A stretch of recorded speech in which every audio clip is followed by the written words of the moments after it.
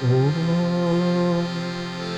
स्थापकाय च धर्मस्य सर्वधर्मस्वरूपिणे अवतारवरिष्ठाय रामकृष्णाय ते नमः। जननीं शारदां देवीं रामकृष्णं जगद्गुरुं पादपद्मे तयो श्रुत्वा प्रणमामि मुहुर्मुहुः। नमः श्रेयतिराजाय विवेकानन्दसूरये सच्चित्सुखस्वरूपाय स्वामिने तापहारिणे।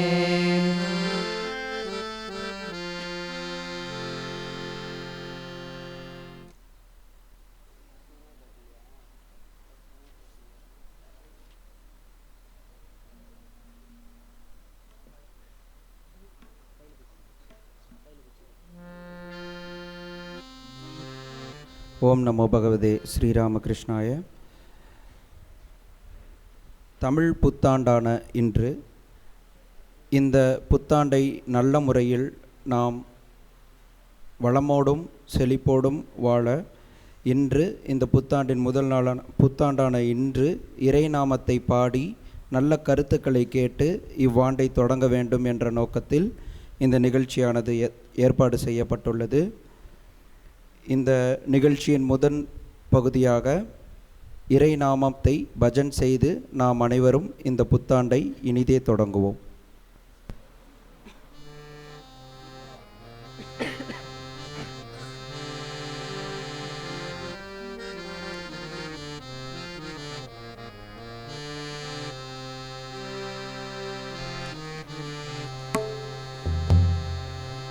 கதாதரா உன்னை கலந்துரவாடும் காலம் வாராதா.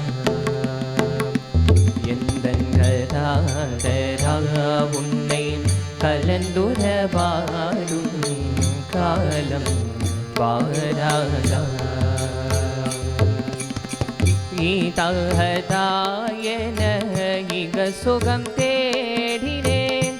ஈதாதாயன இக சுகம் தேடினேன். ஈதாதாயன இக சுகம் தேடினேன். ஈதாதாயன இக சுகம் தேடினேன். ஏமாந்தேன் பரந்தாம ராமகிருஷ்ணா. ஏமாந்தேன் பரந்தாம ராமகிருஷ்ணா. கதாதரா உன்னை கலந்துரவாடும் காலம் வாராதா. எந்தன் கதாதரா உன்னை கலந்துரவாடும் காலம் வாராதா. பல்லுயிர் சேவை பரமாத்மீகமெனோம். பல்லுயிர் சேவை பரமாத்மீகமெனோம். பண்பதுவும் இல்லா பாமரன் என்பார். பண்பதுவும் இல்லா பாமரன் என்பார். கொள்ளுவையோ கருணை குரு மகாராஜா. கொள்ளுவையோ கருணை குரு மகாராஜா. கொள்ளுவையோ கருணை குரு மகாராஜா. கொள்ளுவையோ கருணை குரு மகாராஜா. கோமல மலர் பாதா கோத்தை சாரதை நாதாம். கோமல மலர் பாதா கோத்தை சாரதை நாதா. கதாதரா உன்னை கலந்துரவாடும் காலம் வாராதா.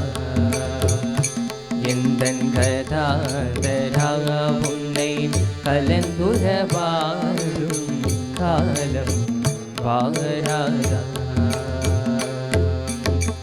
காலம் வாராதா. எந்தன் காலம் வாராதா.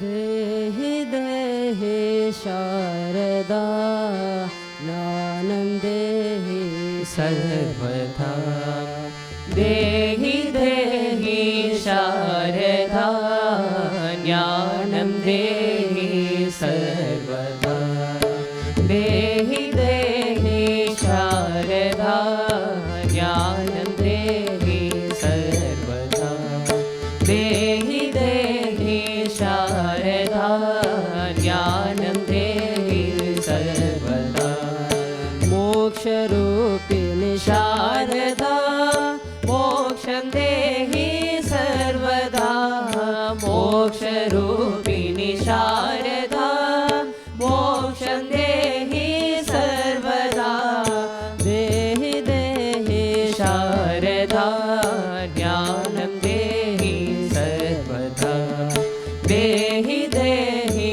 शारदा ज्ञानं देहि सर्वदा भक्तिरूपिणि शारदा भक्ति देहि सर्वदा भक्तिरूपिणि शारदा भक्ति देहि सर्वदा देहि देहि शारदा ज्ञानं देहि सर्वदा देहि देहि शारदा ज्ञानं देहि सर्वदा विद्यारूपिणि शारदा विद्या देहि सर्वदा विद्यारूपिणि शारदा विद्या देहि सर्वदा देहि देहि शारदा ज्ञानं देहि सर्वदा देहि देहि शारदा ज्ञानं देहि सर्वदा मुक्तिरूपिणि शारदा मुक्ति देहि सर्वदा मुक्तिरूपिणि शारदा मुक्ति देहि शारदा देहि देहि शारदा ज्ञानं देहि सर्वदा देहि देहि शारदा ज्ञानं देहि सर्वदा ज्ञानं देहि सर्वदा ज्ञानं देहि सर्वदा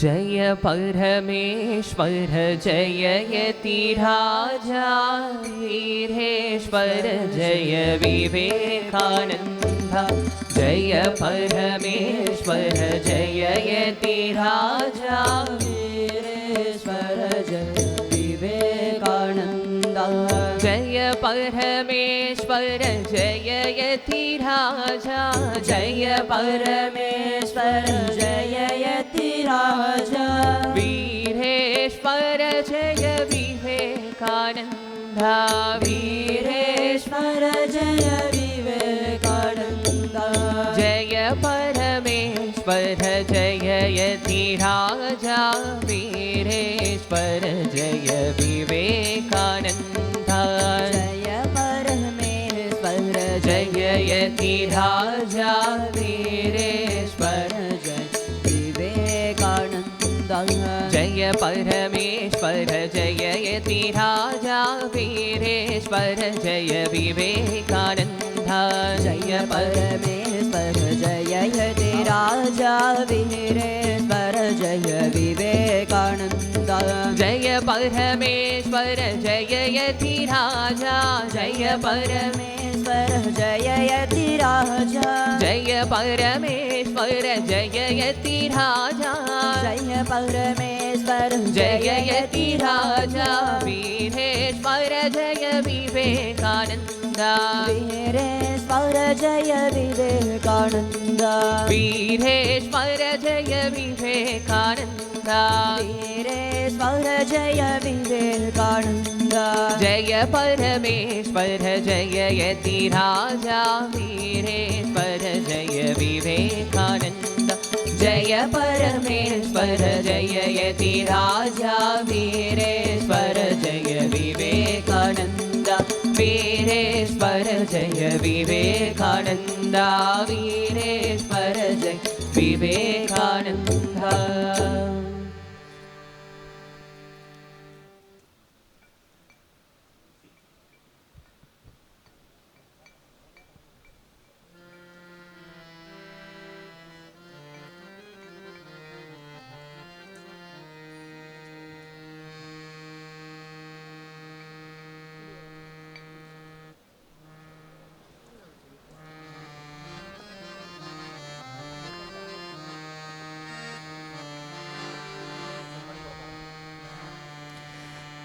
जय जगदीश्वरी मात सरस्वती जय जगदीश्वरी मात सरस्वती जय जगदीश्वरी मात सरस्वती जय जगदीश्वरी मात सरस्वती.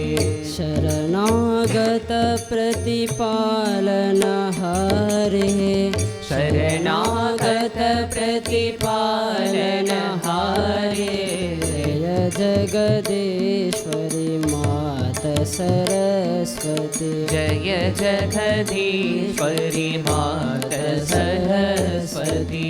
चंद्रबिंब समवदन विराज चंद्रबिंब समवदन विराज शशि मुकुटामाला गलधारे शशि मुकुटामाला गलधारे जय जगदीश्वरी मात सरस्वती जय जगदीश्वरी मात सरस्वती. वीणावाम अंग में शोभे अंग में शोभे साम गीत ध्वनि मधुर पियारे साम गीत ध्वनि मधुर पियारे जय जगदीश्वरी मात सरस्वती जय जगदीश्वरी मात सरस्वती. शरणागत प्रतिपालनहारे शरणागत प्रतिपालनहारे जय जगदीश्वरी मात सरस्वती जय जगदीश्वरी मात सरस्वती. श्वेतवसन कमलासन सुंदर श्वेतवसन कमलासन सुंदर संग सखी शुभहंस दलारे संग सखी सुखहंस सवारे जय जगदीश्वरी मात सरस्वती जय जगदीश्वरी मात सरस्वती. शरणागत प्रतिपालनहारे शरणागत प्रतिपालनहारे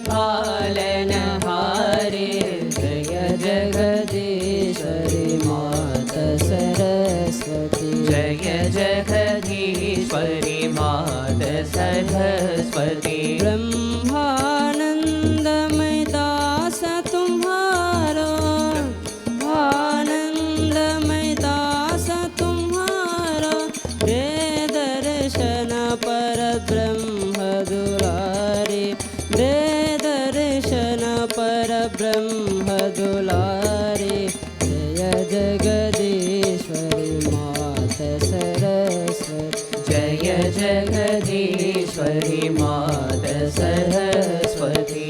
शरणागत प्रतिपालनहारे शरणागत प्रतिपालनहारे जय जगदीश्वरी मात सरस्वती जय जगदीश्वरी मात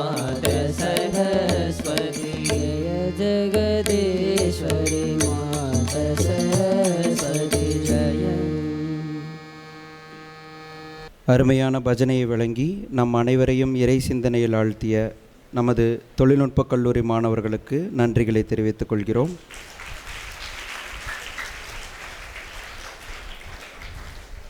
இந்த நல்ல திருநாளில் நமது குருதேவரின்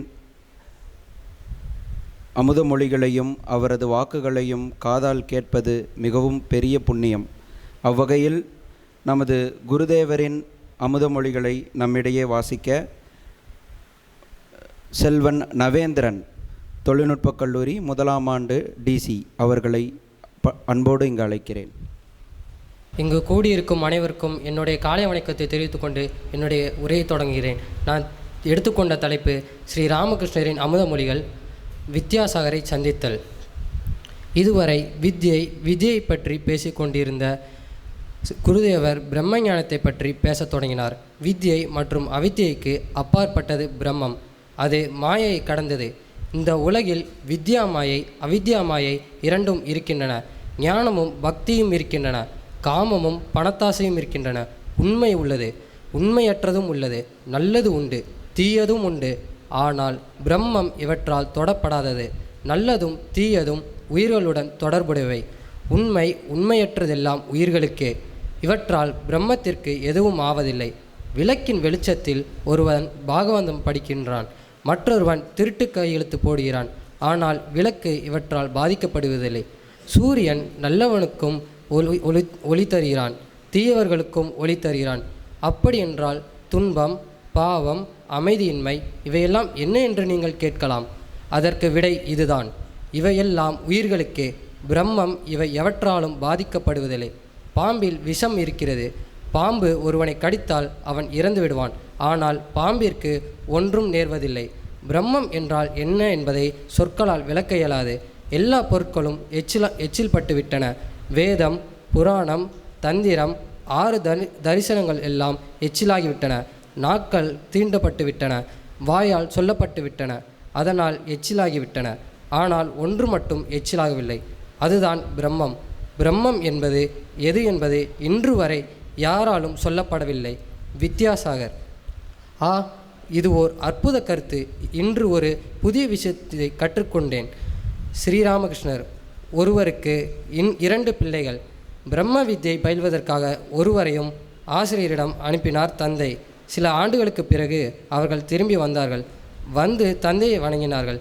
அவர்களுக்கு எந்த அளவிற்கு பிரம்ம ஞானம் உள்ளது என்பதை அறிய விரும்பினார் தந்தை. மூத்தவனை பார்த்து, மகனே, நீ எல்லாவற்றையும் படித்திருக்கிறாய் அல்லவா? பிரம்மத்தை பற்றி சொல் என்றார். அவன் வேதத்திலிருந்து பல்வேறு ஸ்லோகங்களை ஒப்பித்து பிரம்மத்தை விளக்க முயன்றான். தந்தை மௌனமாக அமர்ந்திருந்தார். இளைய மகனிடம் அதே கேள்வியை கேட்டார் தந்தை. அவனோ தலை குனிந்து அமைதியாக நின்றான். அவனது வாயிலிருந்து ஒரு வார்த்தையும் வரவில்லை. இதை கண்ட தந்தை மகிழ்ச்சியுடன் இளைய மகனிடம், மகனே, நீதான் ஏதோ சிறிது தெரிந்து கொண்டிருக்கிறாய். பிரம்மம் எது என்பதை வார்த்தைகளால் விளக்க முடியாது என்றார். பிரம்மத்தை அறிந்து விட்டதாக மனிதர்கள் நினைக்கிறார்கள். எறும்பு ஒன்று சர்க்கரை குண்டிற்கு சென்றது. ஒரே ஒரு பொடி அதன் வயிற்றை நிரப்பிவிட்டது. மற்றொரு பொடியை வாயில் எடுத்துக்கொண்டு வீட்டை நோக்கி திரும்பியது. போகும்போது அது தனக்குள்ளே அடுத்த முறை வந்து சர்க்கரை குன்றையே தூக்கிச் செல்வேன் என்று எண்ணிக்கொண்டது. சாதாரண மனிதர்கள் இப்படியெல்லாம் தான் நினைக்கின்றனர். பிரம்மம் வாக்கிற்கும் மனத்திற்கும் அப்பாற்பட்டது என்பதை அவர்கள் அறிவதில்லை. யாராக இருந்தாலும், எவ்வளவு பெரியவனாக இருந்தாலும் பிரம்மத்தை பற்றி அவன் என்னதான் அறிந்து விடுவான்? சுகதேவர் போன்றோர் சற்று பெரிய எறும்புகள் மிஞ்சி போனால் 8-10 பொடிகளைத்தான் கொண்டு வந்திருப்பார்கள், அவ்வளவுதான். ஆனால் வேதங்களிலும் புராணங்களிலும் கூறப்பட்டுள்ளதே அது எப்படி தெரியுமா? ஒருவன் கடலை பார்த்து விட்டு வந்தான். அவனிடம் ஒருவன், கடல் எப்படி இருந்தது என்று கேட்கிறான். மற்றவன் வாயை ஆவென்று திறந்து, அதை என்னவென்று சொல்வேன்? அப்பப்பா, எவ்வளோ பெரிய அலைகள், எப்பேற்பட்ட பயங்கர ஓசை என்று சொல்வான். பிரம்மத்தை பற்றி சொல்லப்பட்டிருப்பது இப்படித்தான். அவர் ஆனந்தமயமானவர், சச்சிதானந்த வடிவினர் என்று வேதங்கள் கூறுகின்றனர். சுகதேவர் முதலான மகா முனிவர்கள் பிரம்மமாகிய கடலின் கரையில் நின்று கொண்டு அதை பார்த்தார்கள், தொட்டார்கள். ஒரு சிலரின் கருத்துப்படி அவர்கள் அந்த கடலில் இறங்கவே இல்லை. அதில் இறங்கினால் மீண்டு வர வழி இல்லை. சமாதி நிலையில் பிரம்ம ஞானம் ஏற்படுகிறது. பிரம்ம தரிசனம் கிடைக்கிறது. அந்த நிலையில் சிந்தனை முற்றிலுமாக நின்று விடுகிறது. மனிதன் மௌனியாகி விடுகிறான். பிரம்மம் என்றால் என்னென்பதை விளக்கிக் கூறும் ஆற்றல் அவனுக்கு இருப்பதில்லை. உப்பு பொம்மை ஒன்று கடலின் ஆழத்தை அளக்கச் சென்றது. கடலின் ஆழம் எவ்வளவு என்று எல்லோருக்கும் சொல்ல அது ஆசைப்பட்டது. அதனால் சொல்ல முடியுமா? இறங்கியதும் கரைந்து விட்டதே.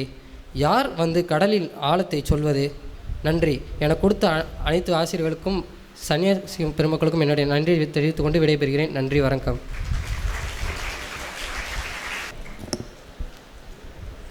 பகவான் கிருஷ்ணரின் கீதை எந்த அளவிற்கு புனிதமானதோ அந்த அளவிற்கு புனிதமானது நமது குருதேவரின் அமுதமொழிகள்.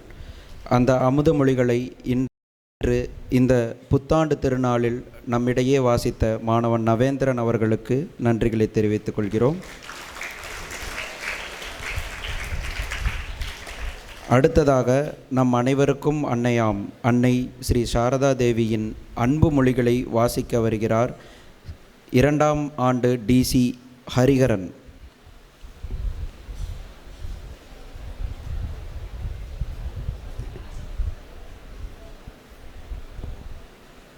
இங்கு கூடியுள்ள அனைவருக்கும் எனது முத்தான முதற்கண் வணக்கம். நான் பேச வந்துள்ள தலைப்பு அன்னை ஸ்ரீ சாரதா தேவியின் அன்புமொழிகள். அதில் சரையுபாலா எழுதிய நம்மோடு நாமாக என்ற தலைப்பில் பேச வந்துள்ளேன். நைவேத்தியம் நிறைவுற்றது. பக்தைகளின் பகல் உணவிற்கான ஏற்பாடுகளை செய்யுமாறு அன்னை என்னிடம் சொன்னார். அனைவரும் அமர்ந்தோம். அன்னை 1-2 கவளங்களை சாப்பிட்டார். பிறகு எங்களுக்கு பிரசாதம் தந்தார். பக்தைகளில் ஒருத்தி வயதான சுமங்கலி. அவள் குருதேவரை தரிசித்தவள். அவளது மருமகளும் வந்திருந்தாள். சாப்பிட்டபடியே அந்த வயதான பெண்மணி கூறினாள், ஆகா, குருதேவர் தான் எவ்வளவு விஷயங்களை எங்களிடம் கூறி சென்றுள்ளார். அவற்றை எங்களால் கடைபிடிக்க முடிந்ததா என்ன? கடைபிடித்திருந்தால் இவ்வளவு கஷ்டப்பட்டிருப்போமா? குடும்பம் குடும்பம், இந்த வேலை அந்த வேலை என்று அடித்து கொண்டு சாகிறோம் அம்மா. அன்னை, வேலை செய்யாமல் வேறு என்ன செய்வது? வேலை செய்ய செய்ய கர்மத்தலை உடைபடுகிறது. பிறகு பற்றற்ற நிலை ஏற்படுகிறது. ஒரு கணம் கூட வேலை இல்லாமல் இருப்பது நல்லதல்ல.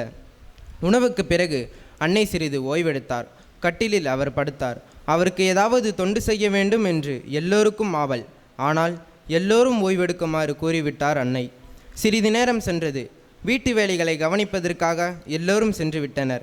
நானும் குருதேவரின் சமகாலத்தவராகிய வயதான ஒரு விதவையும் மட்டும் இருந்தோம். நான் அன்னையின் திருப்பாதங்களை பிடித்துவிட்டு கொண்டிருந்தேன். அந்த விதவை அன்னையின் அருகில் அமர்ந்து தன் கஷ்டங்களை சொல்ல ஆரம்பித்தார்.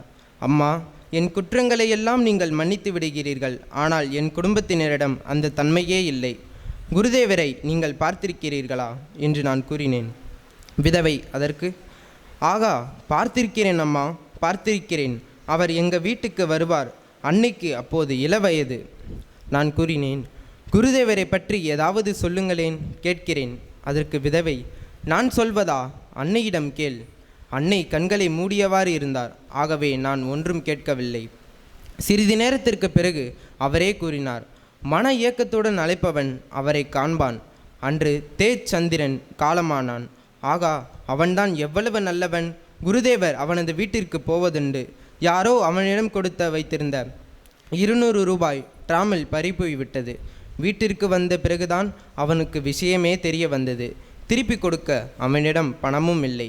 வேறு வழியின்றி அவன் கங்கை கருக்கு வந்து மன ஏக்கத்துடன் கண்ணீர் பொங்க, குருமகராஜ், என்னை என்ன செய்து விட்டீர்கள் என்று அழுதான்.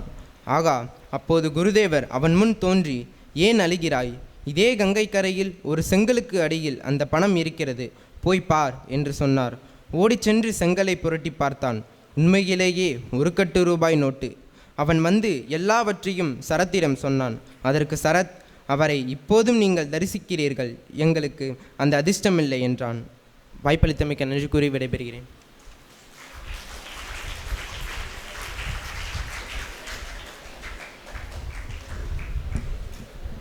அன்னையின் வாழ்வில் ஒரு சுவையான நிகழ்வை நம் முன் வாசித்த மாணவன் ஹரிஹரன் அவர்களுக்கு எங்களது நன்றிகளை தெரிவித்துக் கொள்கிறோம். அடுத்ததாக நமது சுவாமிஜியின் ஞான தீபம் என்ற புத்தகத்திலிருந்து ஒரு அருமையான உரையாடலை வாசிக்க வருகிறார் சந்தோஷ்குமார், 3rd DC. அனைவரும் வணக்கம். முதலாவதாக அனைவருக்கும் இனிய தமிழ் புத்தாண்டு நல்வாழ்த்துக்கள்.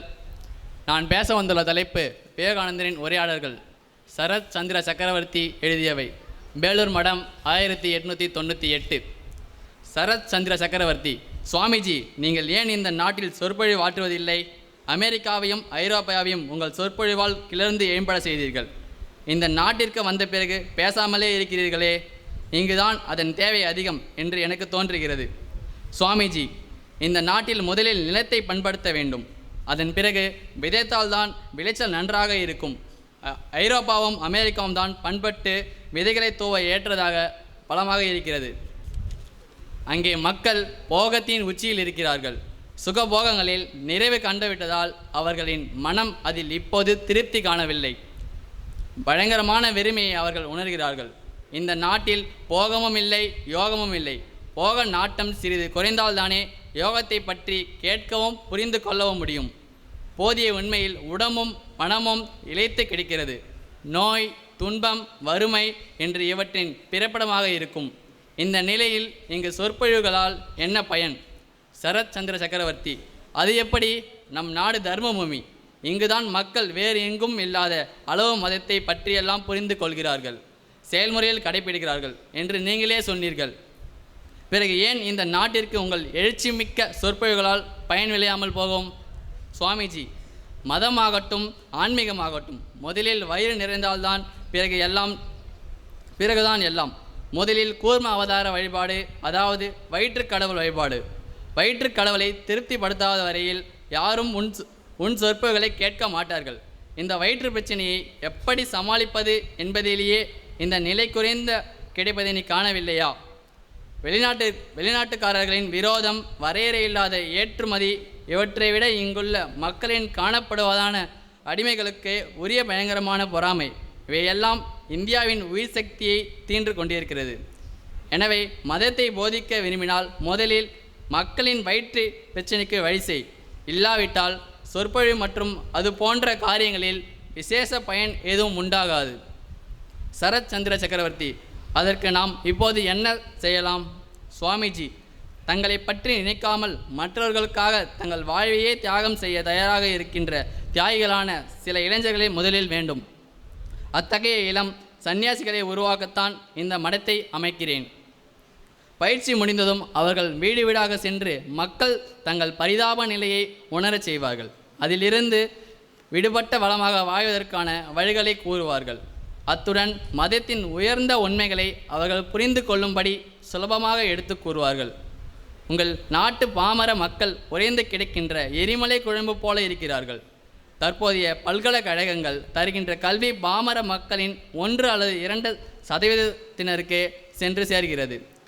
அப்படிப்பு பெறுவர்களின் ஒருவரால் கூட நாட்டிற்கு நன்மை செய்வதில் வெற்றி பெற முடியவில்லை. அவர்கள் என்ன செய்வார்கள் பாவம்? கல்லூரியிலிருந்து வெளிவரும்போது 7 குழந்தைகளுக்கு தந்தைகளாக விட்டிருப்பார்கள்.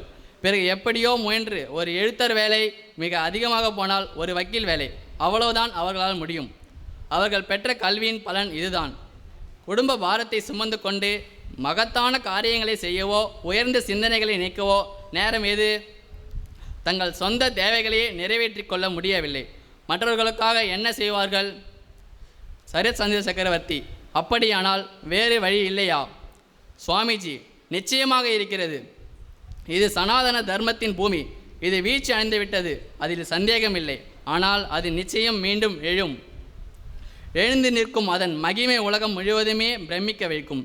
கடலில் பெரிய அலைகள் எந்த அளவு கீழே விழுகிறதோ அந்த அளவு உயரத்திற்கு அதைவிட ஆற்றலோடு மறுபடியும் எழுவதை நீ கண்டதில்லையா? இங்கு அப்படியே நடக்கும். கீழ்வானம் சிவந்து விட்டது, சூரியன் இன்னும் சிறிது நேரத்தில் உதிர்ந்து விடுவான். நீங்கள் இப்போது வரிந்து கண்டு கொண்ட தோல் கொடுங்கள். இல்லற வாழ்க்கையில் என்ன பயன்? இப்போது உங்கள் கடமை கிராமமாக சென்று வெறுமனமே உட்கார்ந்திருப்பதால் இனி ஒன்றும் செய்ய முடியாது என்பதை மக்களிடம் எடுத்து கூறுவதுதான். கல்வியற்ற மதமிழந்த நிலையை அவர்களிடம் எடுத்து சொல்லி, ஓ சகோதரர்களே, எல்லோரும் எழுந்திருங்கள், வீழ்த்து கொள்ளுங்கள், எவ்வளவு காலம் தூக்கத்திலேயோ நீங்கள் ஆழ்ந்து கிடப்பீர்கள் என்று அவர்களை விழிப்புணர்த்துங்கள். நன்றி, வணக்கம்.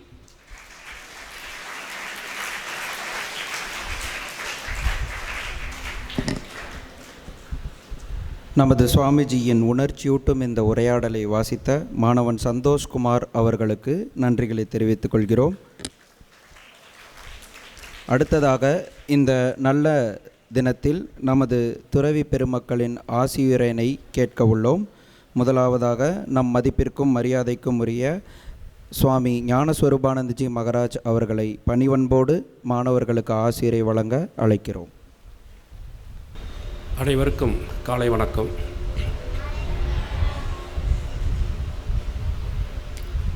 முதலில் எல்லோருக்கும் தமிழ் புத்தாண்டு நல்வாழ்த்துக்கள்.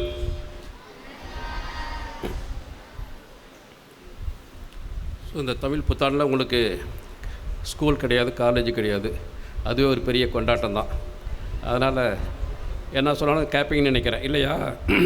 பொதுவாக இந்த நாளில் விளையாடிக்கிட்டு இருப்பீங்க, இன்றைக்கி உங்களை உட்கார வச்சுருக்காங்க. அதனால் மாதிரி இவங்களை என்ன சொல்கிறான்னு கொஞ்சம் கவனமாக கேட்டிங்களா அது வாழ்க்கைக்கு நிச்சயமாக பயன் உடையதாக இருக்கும்.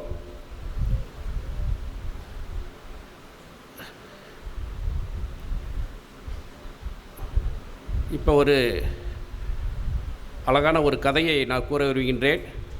குருதேவர் நம்பிக்கையினுடைய பற்றி ரொம்ப வலியுறுத்தி கூறுவார். ஒருவன் பூர்ணமான நம்பிக்கை கொண்டேனானால் அவன் வாழ்க்கையில் அடைய வேண்டியதை அடைய முடியும். அது எல்லா விதத்திலையும் பொருந்தும். அந்த நம்பிக்கையை விளக்குவதற்காக குருதேவர் ஒரு கதை கூறுகிறார். ஒரு பண்டிட் ஒரு நதி கரையில் வாழ்ந்து கொண்டிருக்கிறார். அந்த பண்டிட்டுக்கு ஒரு அம்மா பால், தயிர் இதெல்லாம் கொண்டு வந்து கொடுப்பாங்க. ஆனால் அவர் வீட்டுக்கு போகிறதுக்காக அவங்க படகை பயன்படுத்தி போக வேண்டிய ஒரு அவசியம் இருந்தது. இது மாதிரி தினம் அந்த பண்டிட் வீட்டுக்கு பால், தயிரெல்லாம் கொண்டு போய் அந்த அம்மா கொடுத்துட்டு வந்தாங்க. ஒரு நாள் பயங்கரமாக மழையெல்லாம் பெஞ்சிக்கிட்டு இருந்தது. அதனால் படகுக்காரன் அந்த அம்மாவை கூட்டு பார்த்துக்கு தயாராக இல்லை. அதனால் அன்றைக்கி கொடுக்க முடியல. ஸோ மறுநாள் போய் அந்த அம்மா கொடுக்க போகிறாங்க. இந்த பண்டிட் கேட்குறாரு, என்னாச்சு நேற்று நீ ஏன் வரல அப்படின்னு. இது மாதிரி மழை பெஞ்சனால படகுக்காரன் படகுக்காரன் எங்கே கூட்டு வர தயாராக இல்லை அப்படின்னு. அதுக்கு பண்டிட் சொல்கிறாரு, அவங்க சம்சார கடலையே கடந்தரா, நீ இந்த சின்ன நதி உன்னோட கடந்து வர முடியலையா அப்படின்னு சொல்கிறாரு. அதனால் அந்த அம்மா டெய்லி பால் கொடுத்துக்கிட்டே இருந்தாங்க. ஆனால் அவருக்கு ஆச்சரியம், சில நாள் மழை இது மாதிரி பெய்து கூட கொடுக்குறாங்க.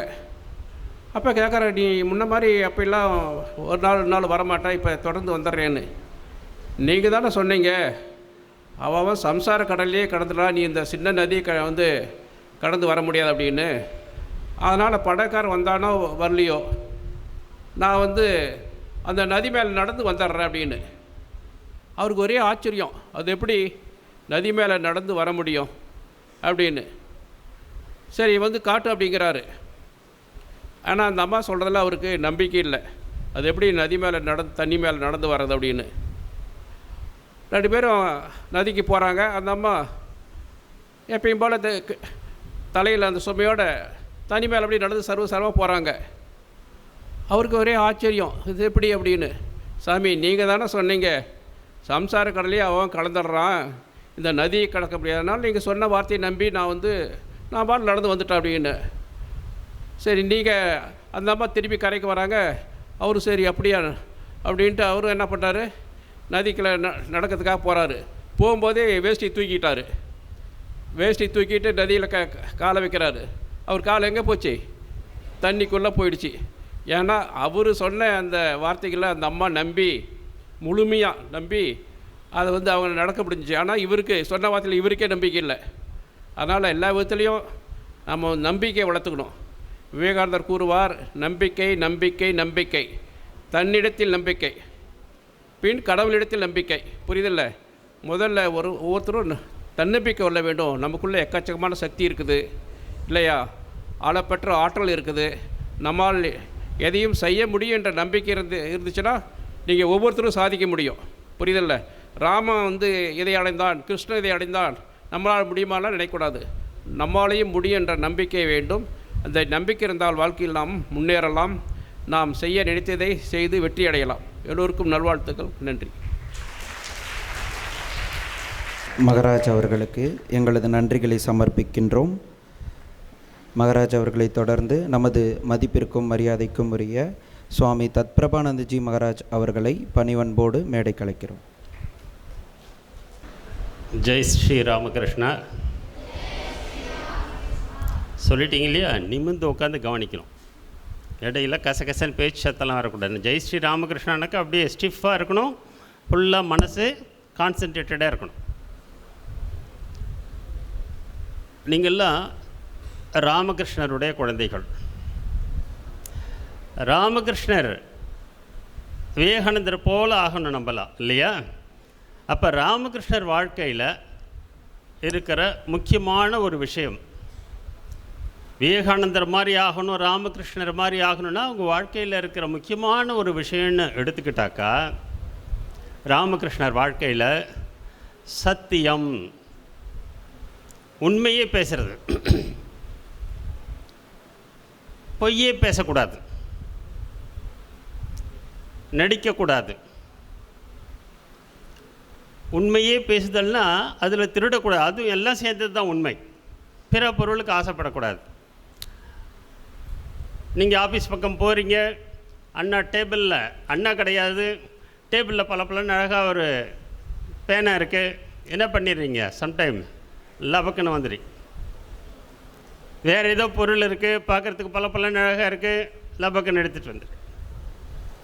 அப்புறமேலே கேட்டால் நீ தான், நான் எடுக்கவே இல்லைண்ணா, நான் பார்க்கவே இல்லைண்ணா, அழகாக பொய் சொல்லிடுறேன். ஆனால் உண்மைக்கு மாறான குணங்கள் இருந்தால், கவனி, உண்மைக்கு மாறான குணங்கள் இருந்தால் ஞாபக சக்தி இருக்காது, மெமரி பவர் இருக்காது, படிப்பு சரியாக ஏறாது, கடவுளுடைய அருள் குறைஞ்சி போயிடும். கடவுளுடைய அருள் குறைஞ்சி போனால் இதெல்லாம் நடக்கும். ராமகிருஷ்ணர் வாழ்க்கையில் பார்த்தீங்கன்னா அவர் சத்தியம் சத்தியம் சத்தியம், அதை தவிர வேறு எதுவுமே பொருட்படுத்த மாட்டார். ஒரு முறை காளி தேவி கிட்ட பிரார்த்தனை பண்ணுறார், அம்மா காளி தேவி, என்னோட பொண்ணு எடுத்துக்கோ, பொருள் எடுத்துக்கோ, உண்மை எடுத்துக்கோ, அதை மட்டும் இப்போ சொல்ல மாட்டார். என்னோட பேர் எடுத்துக்கோ, புகழ் எடுத்துக்கோ, எல்லாம் எடுத்துக்கோ, சத்தியத்தை எடுத்துக்கோ, பொய் எடுத்துக்கோன்னு. ஐயோ, சத்தியத்தை நான் கொடுக்க மாட்டேன், சத்தியத்தை நான் கொடுத்துட்டா அப்புறமேல் நான் எதை நம்பி எதை பிடித்து கொண்டு உலகத்தில் வாழ்வது? அதனால் சத்தியத்தை மட்டும் நான் உன்கிட்ட சமர்ப்பணம் பண்ண மாட்டேன், அது என்கிட்ட தான் இருக்கும். ஆக கடவுளுக்கு எல்லாத்தையும் கொடுக்குறவர் சத்தியத்தை மட்டும் கொடுக்க மாட்டேன்றார். ஒரு முறை அவர் சொந்த ஊருக்கு போயிருப்பார்.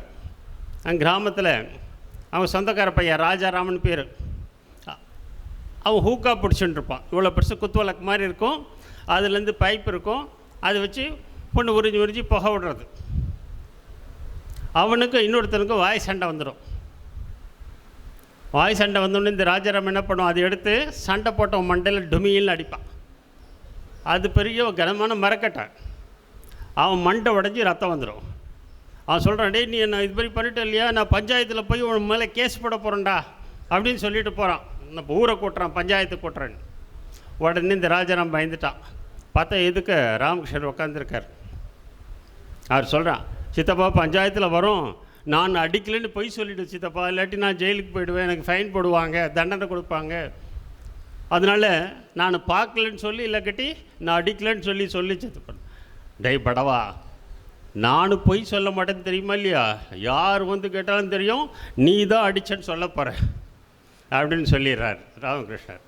ஆக அவர் வாழ்க்கையில் பொய்யே சொல்ல மாட்டார். ஒரு முறை பிரம்மானந்த சாமி முகத்தை பார்க்குறாரு, முகம் கொஞ்சம் ஒரு மாதிரி மங்கலாக இருக்கு. டேய் இன்றைக்கி ஏதாவது நீ பொய் சொன்னியா, உன்னுடைய முகம் மாறி இருக்கு. ஆமாம் விளையாட்டுக்கு சொன்னேன், விளையாட்டு கூட பொய் சொல்லக்கூடாது. இன்னொரு சீடர் வேறு தெரிஞ்சவங்க தோட்டத்துலேருந்து டெய்லி லெமன் கொண்டு வருவார் குருமராஜுக்கு. அன்றைக்கி அந்த லெமன் தோட்டத்தை வேற ஒருத்தருக்கு லீஸுக்கு விட்டுடுவாங்க. மறுநாளும் டெய்லி எடுத்துகிட்டு வர மாதிரி லெமன் எடுத்துகிட்டு வருவார். அந்த லெமனை புழிஞ்சு ஜூஸ் போட்டு குருமராஜ் கொடுத்தா அவரால் தொட முடியாது, கை எடுத்துடுவார். கிளாஸ் பிடிக்க கூட முடியல. அப்போ சொல்லுவார், நீ லெமன் எங்கேருந்து வாங்கிட்டு வந்த, இந்த லெமன் ஜூஸ் என்னால் தொட முடியலையே. இல்லை டெய்லி எடுத்துகிட்டு வர அதே தோட்டத்துலேருந்து தான் அந்த எலுமிச்சம் எடுத்துறது. இல்லை இதில் ஏதோ வேறு இருக்குது, இது திருடிக்கணும் அந்த பழம் மாதிரி இருக்குன்னு. போய் விசாரி, நீ அங்கேருந்து பேர் அவன் போய் விசாரிக்கிறான். ஆமாம், நேற்று சாயந்தரம் இந்த தோட்டம் வேறு ஒருத்தருக்கு குத்தகைக்கு விட்டாங்க, அது ஓனர் வேறு மாறிட்டாங்கன்னு. அந்த ஓனரோட பர்மிஷன் கேட்காம எப்பயும் போல் அது எடுத்துகிட்டு வந்ததுனால அது திருட்டுக்கு சமம். அதனால குரு மகாராஜால் தொட முடியல. அது மாதிரி குரு மகாராஜோட வாழ்க்கையை பார்த்தா குரு மகாராஜ் டைரக்ட் டிசைபிள்ஸ், சத்தியம் மட்டும் ஒரு உண்மையாக, அதனால தான் அவங்களுக்கெல்லாம் அவ்வளோ பவர் இருந்தது, கடவுளுக்கு நிகராக இருக்கிறாங்க டைரக்ட் டிசைபிள்ஸ்லாம். இன்றைக்கி பார்த்தாக்கா குரு மகாராஜ் நம்மளுடைய கடவுள் எப்படி வாழணும்னு நம்மளுக்கு காட்டியிருக்கார். அவங்களுக்கு அவதாரம் எடுத்து வந்து வாழணுன்ற கட்டாயம் இல்லை. எப்பப்பெல்லாம் நம்மளை மாதிரி ஆள் டல்லாக இருக்காங்களோ, கோழையாக இருக்காங்களோ, பக்தி இல்லாமல் இருக்காங்களோ, இது மாதிரி உண்மைக்கு புறம்பான காரியம் செய்கிறாங்களோ, அப்போல்லாம் கடவுளே ராமகிருஷ்ணர் மாதிரி அவதாரம் வந்து நம்மளுக்கு சொல்லித்தராங்க. வாழ்க்கையிலே நேர்மையாக இரு, உண்மையாக இரு, எது செஞ்சாலும் தைரியமாக செய்யணும். உண்மையை செஞ்சால் தான் தைரியமாக செய்ய முடியும். பொய்யும் திருட்டும் பண்ணால் தைரியமாக பண்ண முடியுமா? பண்ண முடியாது. ஆக குரு மகாராஜ் டைரக்ட் டிசிபிள் வாழ்க்கையில் பார்க்கும் பொழுது இந்த உண்மை, குரு மகாராஜ் என்ன சொல்கிறாரு, உண்மையை நீ ஒரு சில வருஷம் கடைப்பிடிச்சா போதும், பொய்யே பேசக்கூடாது. அப்படி இருந்தால் உனக்குள்ளே மேதா நாடின்னு ஒரு நாடி வளரும். அந்த மேதா நாடி வளர்ந்தாக்கா உனக்கு பயங்கர சக்தி வரும். விவேகானந்தர் படிக்கிறத பற்றி அவருடைய வாழ்க்கையில் பார்க்குறோம். புத்தகத்தை அப்படி திருப்பினே இருப்பார். ஒரு நாளைக்கு 2000 பக்கம் 3000 பக்கம் இருக்கிற புத்தகம்லாம் படிப்பார். பிரிட்டானிக் என்சைக்ளோபீடியான்னு இருக்கும், கலைக்கு சொற்களஞ்சியம். அதெல்லாம் 2000 பக்கமும் அவர் 2 மணி நேரத்தில் புரட்டுவார். இப்படி தான் புரட்டுவார். புரட்டி முடிச்சிட்ட பிறகு யாராவது கேட்டால் படிச்சுட்டேன்னுவார். இன்னும் 2000 பக்கம் பக்கத்தை புரட்டினார், எப்படி படித்தார்? சரி, நீ கேள்வி கேட்டு போறடான்னுவார். கேள்வி கேட்டால் எந்த பக்கத்தில் இருந்து எந்த வார்த்தையை கேட்டாலும் என்ன புத்தகத்தில் இருக்கோ அப்படியே பிரிண்ட் பண்ண மாதிரியே சொல்லுவார். இன்னும் ஒரு செகண்ட் இப்படி புரட்டினார், மைண்டில் எவ்வளோ பதிஞ்சிடுச்சு. நீங்கள் என்ன பண்ணுறீங்க? பர்ஷனாக்கா டெங்குன்னு இப்படி ஆடிக்கின்னு 10 வாட்டி 20 வாட்டி படிக்கிறீங்க, ஆனால் மைண்டில் நிற்கிறதில்ல. விவேகானந்தருக்கு அது மாதிரி பவர் இருந்தது. புத்தகத்தை ஒரு வாட்டி புரட்டினாக்கா ஜெராக்ஸ் மாதிரி. எதனால? உண்மை, சத்தியம்.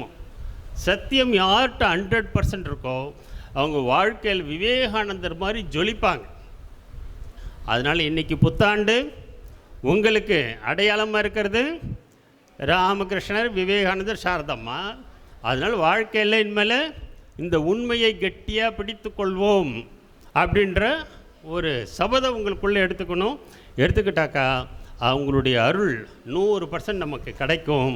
அவர்களைப் போல் அவர்கள் மீது பக்தி கொண்டு வாழ்வோம் அப்படின்னு சத்தியம் செஞ்சுக்கங்க. நல்வாழ்த்துக்கள், இனிய புத்தாண்டு வாழ்த்துக்கள். நன்றி, வணக்கம்.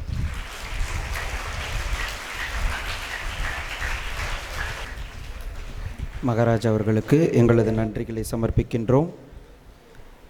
மகாராஜ் அவர்களை தொடர்ந்து நமது ராமகிருஷ்ண இயக்கத்தின் மூத்த துறவி, மதிப்பிற்கும் போற்றுதலுக்கும் உரிய சுவாமி தர்மாத்மானந்தஜி மகாராஜ் அவர்களை மாணவர்களுக்கு ஓரிரு வார்த்தைகள் பேச பணிவன்போடு அழைக்கின்றோம். ஓம் ஸ்தாபகாய ச தர்மஸ்ய சர்வதர்மஸ்வரூபிணே அவதார வரிஷ்டாய ராமகிருஷ்ணாய தே நமः. ஜனனீம் சாரதாம் தேவீம் ராமகிருஷ்ணம் ஜகத்குரும் பாதபத்மே தயோஷித்வா பிரணமாமி முहुर्मुहुः. நம ஸ்ரீ யதிராஜாய விவேகானந்தசூரயே சச்சித் சுகஸ்வரூபாய சுவாமினே தாபஹரிணே. எல்லோருக்கும் வணக்கம். வணக்கம். இன்னும் சாமிஜி 2 பேரும் இதை நல்லா பேசினாங்க. ரொம்ப அருமையாக இருந்தது. அவ்வளோ கருத்தல் இருக்குது. எல்லா குருமார் அம்மாவது எல்லாம் இதெல்லாம் பேசினாங்க. ரொம்ப அருமையாக இருந்தது. உங்கள் வாழ்க்கையில் நாம் கடைப்பிடிக்கிறது இதெல்லாம் பண்ணணுன்னு சொல்லியிருக்காங்க. இன்னும் இதை நீங்கள் சின்ன வயசில் டைம் வேஸ்ட் பண்ணாமல், டைமே வேஸ்ட் பண்ணக்கூடாது. இங்கெல்லாம் நீங்கள்லாம் பாகியசாலிக்கும். இங்கே வந்து சேர்ந்துருதுன்னா எத்தனையோ ஜென்மத்தை செஞ்ச புண்ணியம் செஞ்சதுனால தான் இந்த மாதிரி எடுத்து வந்திருக்குது. எல்லாருக்கும் இந்த மாதிரி சான்ஸ் கிடைக்கிறது இல்லை. நீங்கள்லாம் பாகியசாலிக்கும். அதனால் டைமை வேஸ்ட் பண்ணாமல் பெரியவங்க என்னென்ன சொல்கிறாங்களோ அவங்க சொல்கிறதெல்லாம் உங்களுக்காக தான். வீட்டில் அம்மா அப்பா என்ன செய்கிறாங்க, எல்லாம் 2 தடவை 2 அறை கொடுப்பாங்க. ஒவ்வொரு தடவை இதை தப்பு செஞ்சேன்னா எதுக்காக? உங்கள் நன்மைக்காக. சுவாமிஜிங்கெல்லாம் என்னென்ன செய்கிறாங்களோ, என்னென்ன சொல்கிறாங்களோ நீங்கள் அப்படி பண்ணிட்டேன்னா, அவங்க கடைப்பிடிச்சி வந்துட்டேன்னா நீங்கள் எல்லாம் முன்னுக்கு வரலாம், நல்லா வரலாம். இன்னும் டைம் வேஸ்ட் பண்ணாமல் அவ்வளோ நல்லா படிச்சுட்டு வாங்க. இன்னும் அதெல்லாமே இன்னும் தேசபக்தி. நீங்கள் தேசத்தையே யோசனை பண்ணிட்டேன், சின்ன வயசுலேருந்தே தேசத்தை பற்றி யோசனை பண்ணிட்டேன்னு என்ன ஆகும், கடவுள் அருளான்னு உங்களே தேசத்துக்கு லெவலில் கொண்டு வந்துடுவாங்க. நம்ம சின்னதெல்லாம் பண்ணேன்னா சின்னது மைண்ட் அங்கே தான் இருக்கும் மனசு. நம்ம தேசத்தை பற்றி யோசனை பண்ணேன்னா நம்ம மனசே அந்த அளவில் வந்துடும். கடவுளோட அருளால் குரு மகாராஜில் 3 பேர் இருக்காங்க, எல்லாம் சொல்லியிருக்காங்க, டீச்சர்ஸ் எல்லாம் இருக்காங்க. அவங்க இதெல்லாம் கேட்டு நீங்கள் நல்லா வரலாம். எல்லோரும் கடவுள் அருள் எல்லாம் நல்லா இருக்கட்டும். உங்களுக்கு எல்லாருக்கும் ஆசீர்வாதம் கடவுள் கொடுக்கட்டும்னு பிரார்த்தனை செஞ்சு இஷ்டம்.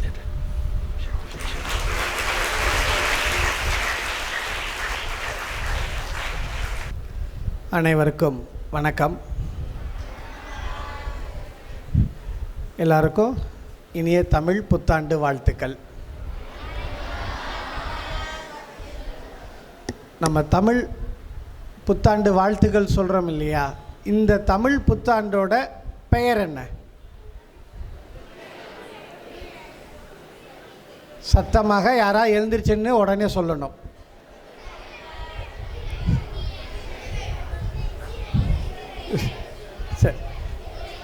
சரி, இங்கே பார், கவனிங்க. தமிழில் மொத்தம் 60 வருடங்கள் உள்ளது. எத்தனை இருக்குது? அதில் 39வது வருடத்தோட பெயர் தான் இந்த வருடத்தோட பெயர். என்ன பெயர் அது? குரோதி முடிந்து விஸ்வ வாசு. Very good. இப்போ இந்த தமிழ் புத்தாண்டில் எல்லாரும் நம்ம ஒரு சங்கல்பம் எடுக்கணும்.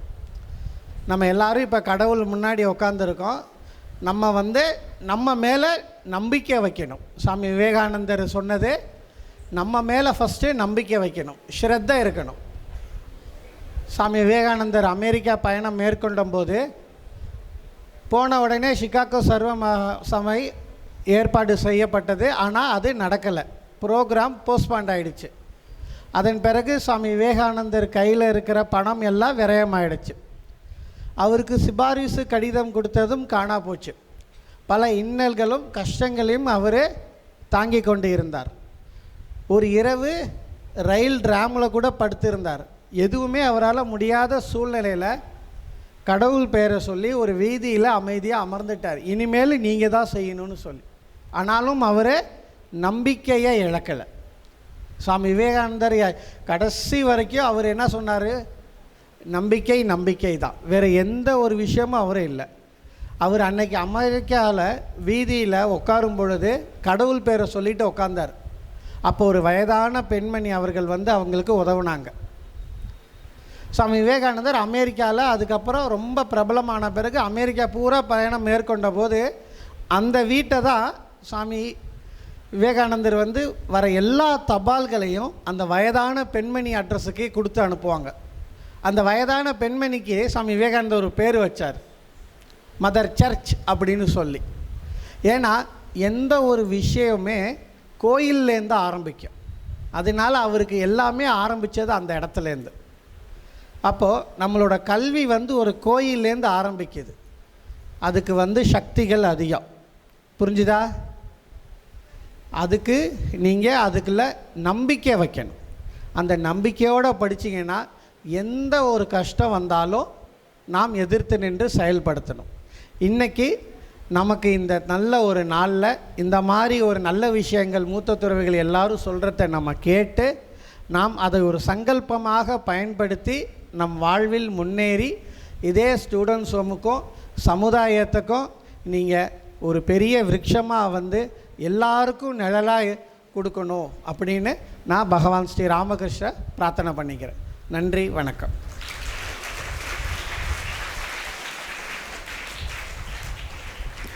மகாராஜ் அவர்களுக்கு எங்களது நன்றிகளை சமர்ப்பிக்கின்றோம். மகாராஜ் அவர்களை தொடர்ந்து நமது மதிப்பிற்கும் மரியாதைக்கும் உரிய சுவாமி ராமகிருபானந்தஜி மகாராஜ் அவர்களை பணிவன்போடு மேடை கலைக்கிறோம். ஓம் நமோ பகவதே ராமகிருஷ்ணாய. Dear students, on this auspicious day, I wish all of you a very happy Tamil New Year.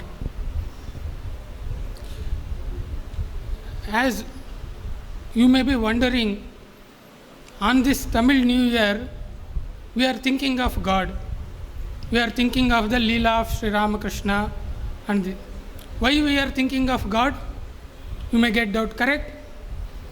Actually, in the year 1936, during the centenary celebrations of Bhagavan Sri Ramakrishna, in the year 1936, you have to go back to 1936. Swami Akhandanandji Maharaj was the president of our order. He was asked to give presidential address. Then Akhandanandji Maharaj told, what is centenary to Bhagavan? Bhagavan is eternal. Why we have to celebrate his centenary?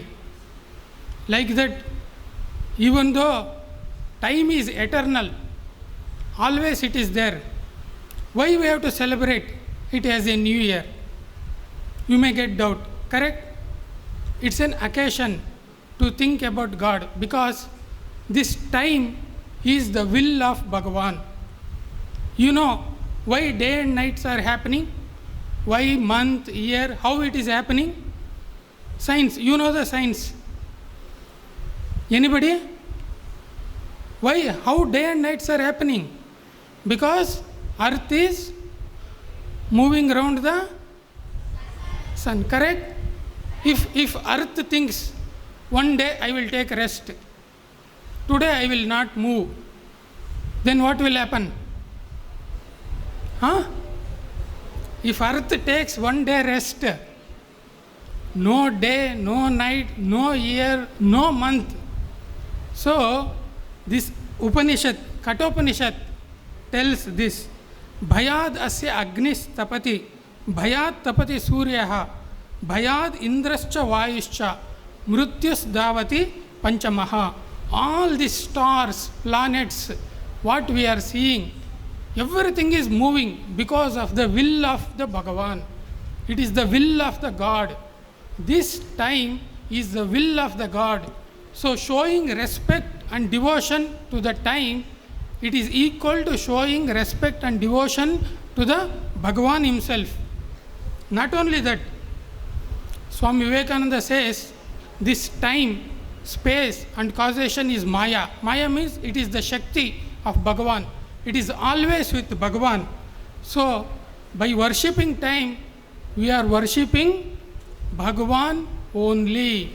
So once again, I pray to Bhagavan to bless all of us with all good happiness and prosperity. Thank you.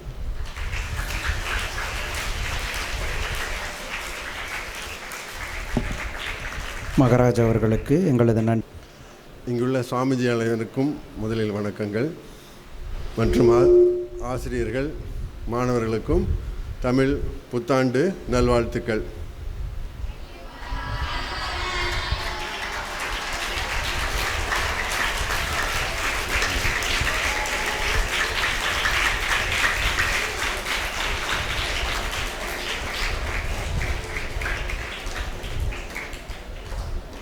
நம்ம ராமகிருஷ்ண மடங்களில்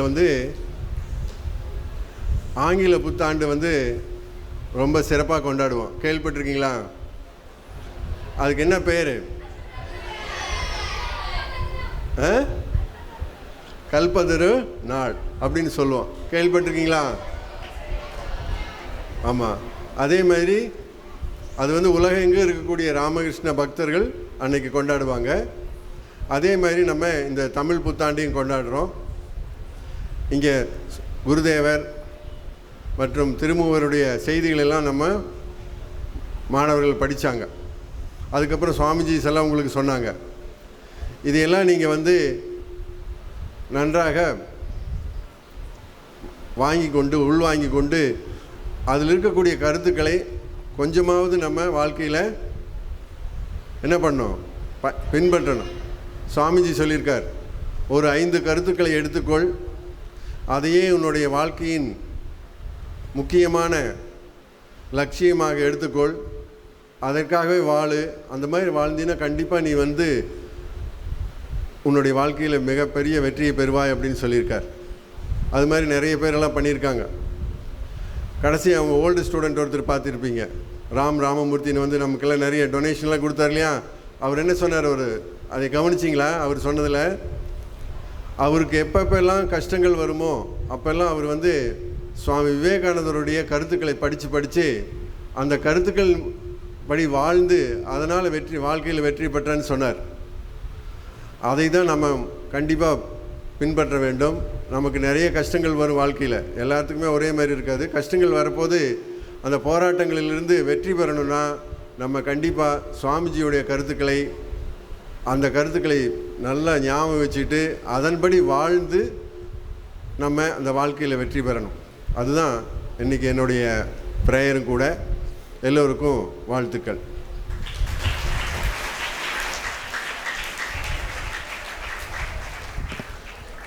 மகாராஜ் அவர்களுக்கு எங்களது நன்றிகளை தெரிவித்துக் கொள்கிறோம். மகாராஜை தொடர்ந்து நமது மதிப்பிற்கும் மரியாதைக்கும் உரிய சுவாமி திவ்ய தர்மானந்தஜி மகாராஜ் அவர்களை மாணவர்களுக்கு ஓரிரு வார்த்தைகள் கூற பணிவன்போடு அழைக்கிறோம்.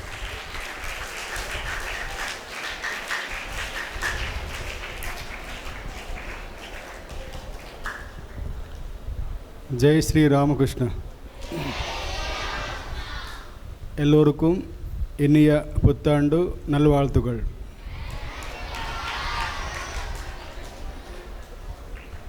எல்லா சுவாமிஜி பெருமக்கள் பேசியிருக்கிறாங்க. உங்களுக்கு எல்லோருக்கும் தெரியும், சுவாமி பிரம்மானந்த அறை ரூம் இங்கே இருக்கிறது. இங்கே தங்கியிருந்தாங்க சுவாமி பிரம்மானந்தர்.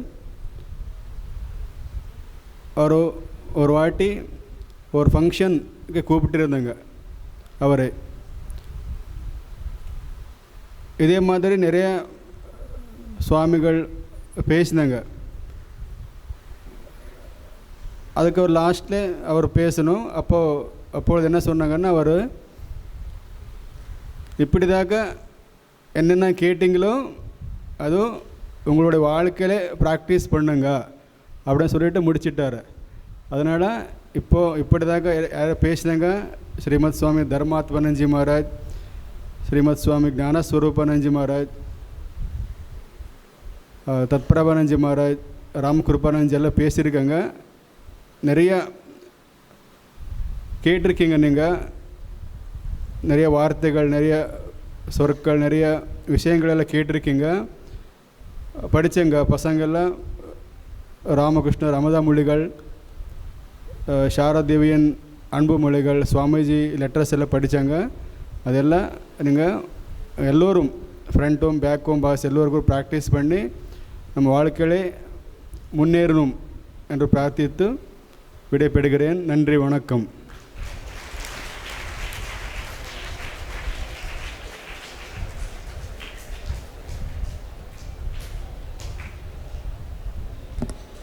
மகாராஜ் அவர்களுக்கு நன்றி.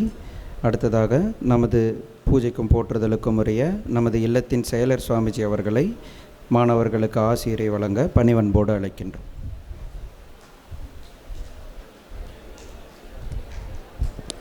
ஜெய் ராமகிருஷ்ணா.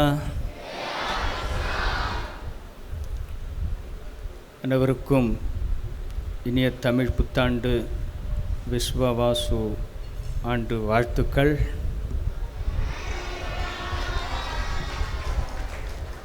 பேர் ஞாபகம் இருக்கா? விஸ்வா, மறக்க மாட்டீங்களே?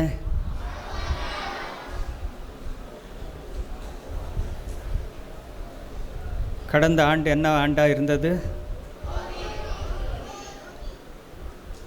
சாமி சொல்லியிருந்தார் இல்லையா, 60 ஆண்டுகள்.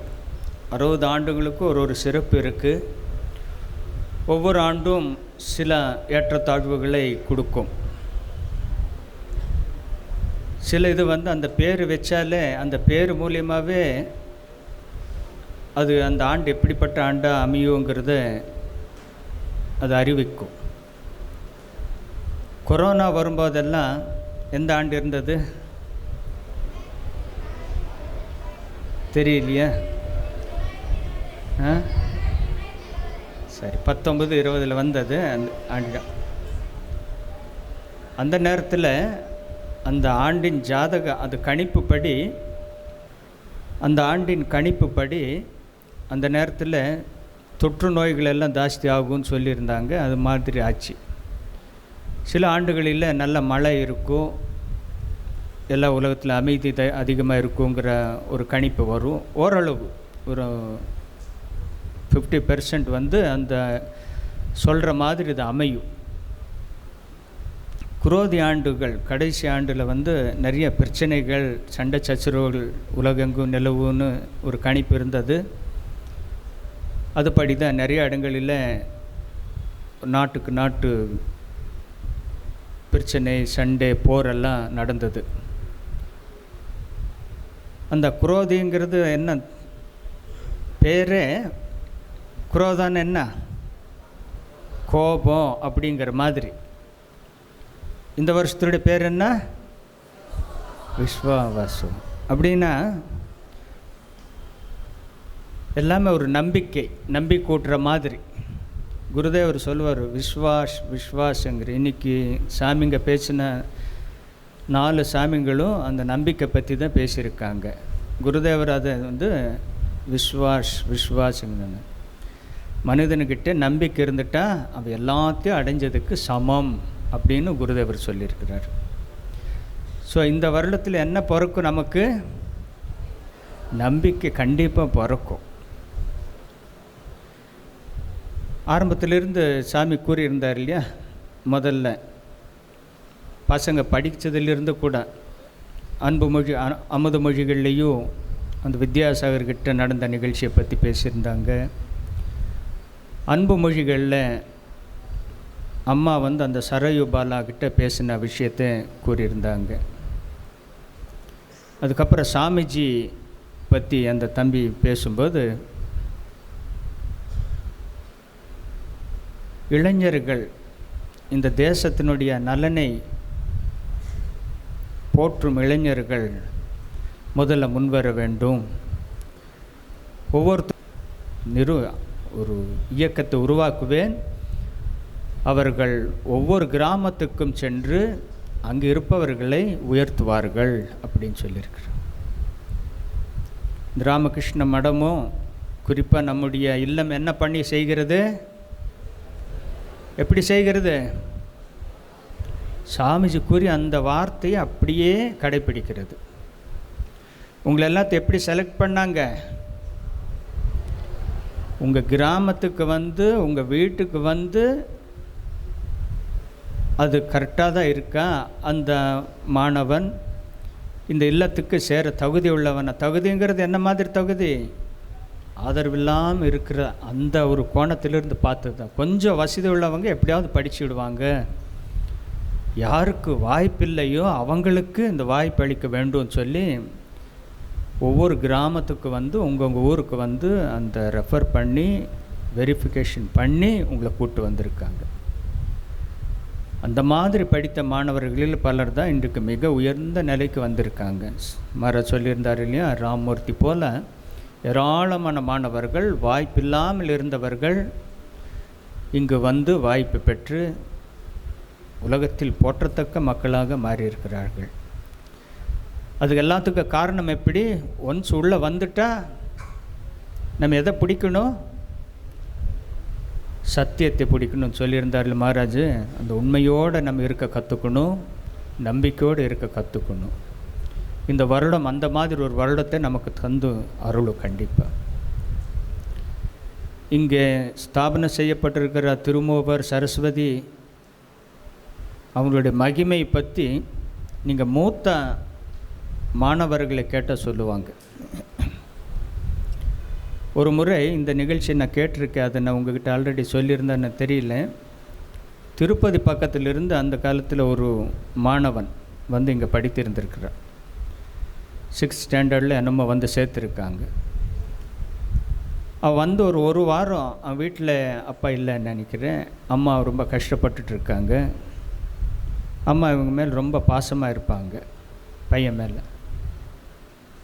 அவள் இந்த ப்ரேயரில் வந்து ஒரு வாரம் எல்லாரோடு இருக்கிறவங்க நீங்கள் எல்லாம் வந்த மாதிரி வந்து சேர்ந்து எல்லாம் இருப்பான். ஒரு நாள் அவன் கிளாஸ் முடிச்சுட்டு அந்த ஆளுக்கு இது அப்படியே ஏதாச்சும் போயிருக்கான். போய் அந்த சரஸ்வதியும் சாரதம்மா முன்னாலேயும் உட்காந்து நினச்சி அழுதுருக்கான். ரொம்ப அவர் உள்மனத்தோட சின்ன குழந்தை தானே 6th ஸ்டாண்டர்டில் ரொம்ப அழுகும்போது அவர் 2 நிமிஷத்தில் அங்கே ஒரு அம்மையார் வந்து, நீ ஏன் அழுகிற, நீங்கள் வந்தது நல்லது, நீங்கள் படித்து நீ பெரிய ஆளாத, நீ பயப்படாத, நான் உன்னை பார்த்துக்கிறேன் அப்படின்னு அந்த பையனுக்கு தலையை தொட்டு ஆசீர்வாதம் பண்ணி ஆறுதல் கொடுத்துருக்காங்க. ஒரு அம்மையார் யார்? சாரதம்மா சரஸ்வதி அம்மாவும் சேர்ந்து வந்திருக்காங்க.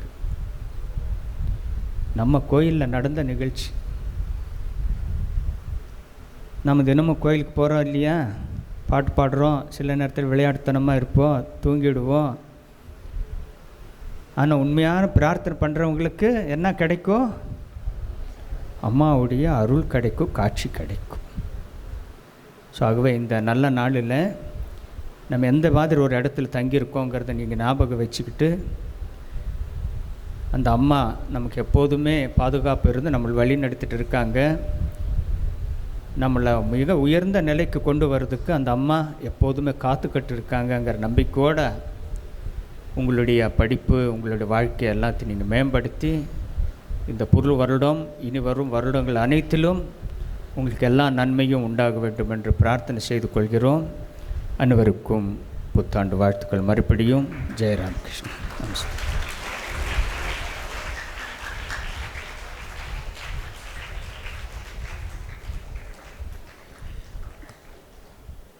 மகராஜ் அவர்களின் பொற்பாதங்களில் நன்றிகளை சமர்ப்பித்துக் கொள்கிறோம். இந்த தமிழ் புத்தாண்டு நாளில் மிகவும் அருமையாக இறை நாமத்தை பஜன் செய்து தெய்வ திருமூவரின் திருவாக்குகளை கேட்டு, மேலும் நமது சாது பெருமக்கள் அத்துணை பேரின் ஆசிகளையும் அவர்களின் அருள் வாக்குகளையும் கேட்டு மிகவும் இனிய முறையில் இந்த விஸ்வவாசு வருடத்தை நாம் தொடங்கியுள்ளோம். இந்த வருடம் முழுவதும் நாம் இதேபோல் நேர்மறையான சிந்தனையோடு மிகவும் நல்ல பண்புகளையும் நமக்கு தேவையான தன்னம்பிக்கையையும் வளர்த்து கொண்டு எப்பொழுதும் நமது மனதை திருமூவரின் திருவடிகளில் வைத்து அவர்களது ஆசிகளை வேண்டி இந்த நிகழ்வினை நிறைவு செய்கிறோம். நிறைவாக ஜெய்.